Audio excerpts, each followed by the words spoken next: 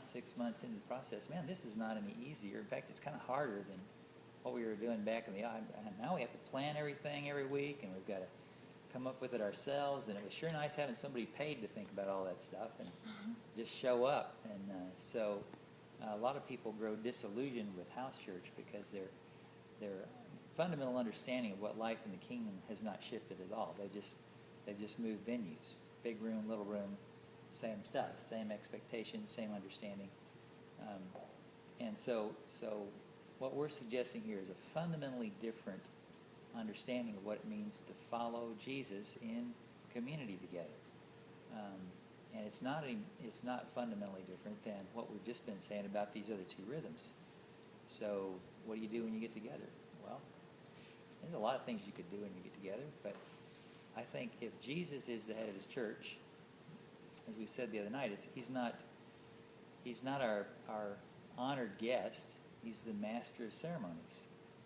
Our assumption is when we come together in his name and he's among us, that he's probably got a pretty good idea of what would be helpful if we were willing to check in with him and see what he wanted to say. Well, how would we do that? Well, one of the very best ways to check in with Jesus on what he's up to is to listen to the hearts of his sons and daughters who are sitting around the room.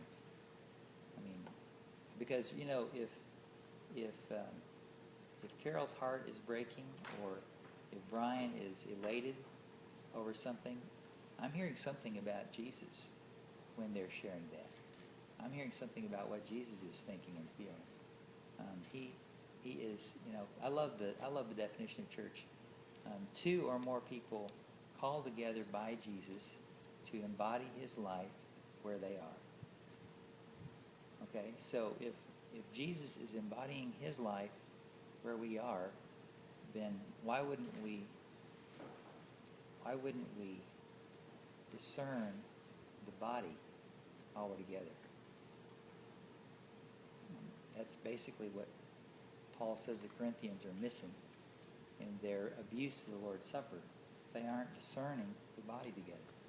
Some people are being ignored. Some people are being given special privilege.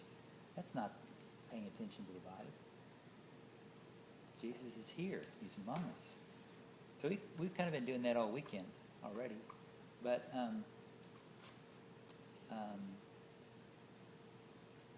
what we found is a helpful way to go about this is to check in with each other. Sashay. I mean, if you got a better way, there's other ways to check in, but here's what I'm feeling, and what I'm feeling tells you something very deep about what I want, what I long for. And that also tells you something about what the Lord wants and longs for among us. Okay? And then, okay, well, Lord, what would you like to say about that? And then we're quiet.